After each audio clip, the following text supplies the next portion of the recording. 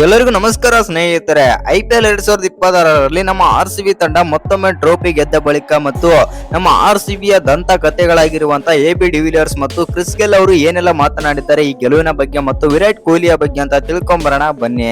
ಅದಕ್ಕಿಂತ ಮುಂಚೆ ನೀವೇನಾದ್ರೂ RCB ಯ ಅಭಿಮಾನಿಯಾಗಿದ್ದಲ್ಲಿ ಈ ವಿಡಿಯೋಗೆ ಒಂದು ಲೈಕ್ ಕೊಟ್ಟು ನಮ್ಮ ಚಾನಲ್ ಅನ್ನ ಸಬ್ಸ್ಕ್ರೈಬ್ ಮಾಡ್ಕೊಳ್ಳಿ. ಹಾಗೆ ಬೆಲ್ ಐಕಾನ್ ಅನ್ನ ಆಲ್ ಇಟ್ಕೊಳ್ಳೋದು ಮರಿಬೇಡಿ.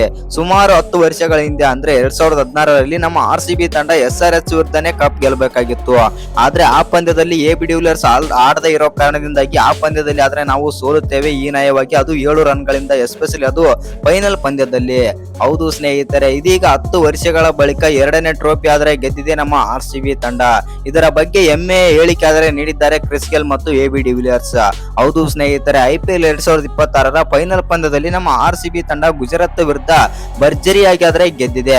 ಇನ್ನು ಈ ಬಾರಿಯ ಈ ಫೈನಲ್ ಪಂದ್ಯ ಬಂದ್ಬಿಟ್ಟು ಅಹಮದಾಬಾದ್ ನರೇಂದ್ರ ಮೋದಿ ಮೈದಾನದಲ್ಲಿ ಆದ್ರೆ ನಡೆದಿತ್ತು.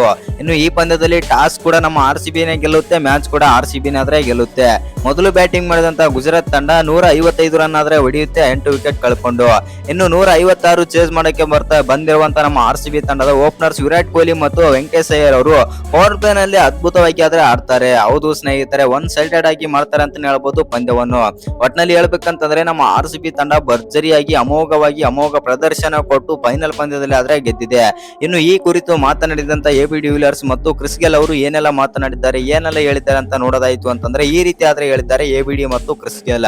ಮೊದಲಿಗೆ ಈಗ AB ಡಿವಿಲಿಯರ್ಸ್ ಏನ್ ಹೇಳಿದ್ದಾರೆ ಅಂತಂದ್ರೆ, ನಾನು RCB ತಂಡವನ್ನು ಎಷ್ಟೋ ವರ್ಷಗಳಿಂದ ಆದ್ರೆ ಫಾಲೋ ಮಾಡ್ತಾ ಬಂದಿದ್ದೇನೆ ಮತ್ತು RCB ಆಗಿರ್ಲಿ ಮತ್ತು RCB ಅಭಿಮಾನಿಗಳಾಗಿರ್ಲಿ ನನಗೆ ತುಂಬಾ ಹತ್ತಿರವಾದ ಫ್ರಾಂಚೈಸಿ ಮತ್ತು ನಾನು RCB ಅಭಿಮಾನಿಗಳನ್ನು ಮತ್ತು RCB ತಂಡವನ್ನು ತುಂಬಾನೇ ಆದ್ರೆ ಇಷ್ಟಪಡುತ್ತೇನೆ. ಈಗ RCB ತಂಡ ಮತ್ತೊಮ್ಮೆ ಟ್ರೋಫಿ ಗೆದ್ದುದು ನನಗೆ ತುಂಬಾನೇ ಆದ್ರೆ ಖುಷಿ ಇದೆ ಮತ್ತು ನನ್ನಷ್ಟು ಖುಷಿ ಪಟ್ಟವರು ಇನ್ಯಾರು ಇಲ್ಲ. ಏಕೆಂದರೆ ನಾನು RCB ತಂಡದಲ್ಲಿದ್ದಾಗ ನಾನು RCBಗೆ ಒಂದೇ ಒಂದು ಕಪ್ ಗೆಲ್ಲಿಸಿ ಕೊಡಲು ಸಾಧ್ಯವಾಗಿರಲಿಲ್ಲ. ಆದರೆ ಇದೀಗ RCB ತಂಡ 2 ಬಾರಿ ಕಪ್ ಆದ್ರೆ ಗೆದ್ದಿದೆ ಮತ್ತು ನನಗೆ ತುಂಬಾನೇ ಆದ್ರೆ ಖುಷಿ ಆಗ್ತಾ ಇದೆ ಅಂತಂದು AB ಡಿವಿಲಿಯರ್ಸ್ ಆದ್ರೆ ಹೇಳಿದ್ದಾರೆ ಅಂತಾನೆ ಹೇಳ್ಬೋದು. ಹೌದು ಸ್ನೇಹಿತರೆ, ಇನ್ನು AB ಡಿವಿಲಿಯರ್ಸ್ ಅವರು ವಿರಾಟ್ ಕೊಹ್ಲಿಯ ಬಗ್ಗೆನೂ ಕೂಡ ಮಾತಾಡ್ತಾರೆ.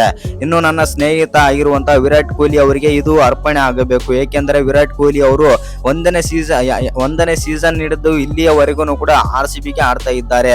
ಇಲ್ಲಿಯವರೆಗೆ 2 ಕಪ್ ಆದ್ರೆ ಗೆದ್ದಿದ್ದಾರೆ ಮತ್ತು ಆ 2 ಕಪ್ ಕೂಡ ವಿರಾಟ್ ಕೊಹ್ಲಿಗೆ ಸಲ್ಲಬೇಕು ಎಂದು ABD ಅವರಾದ್ರೆ ಹೇಳಿದ್ದಾರೆ ಅಂತ ಹೇಳ್ಬೋದು.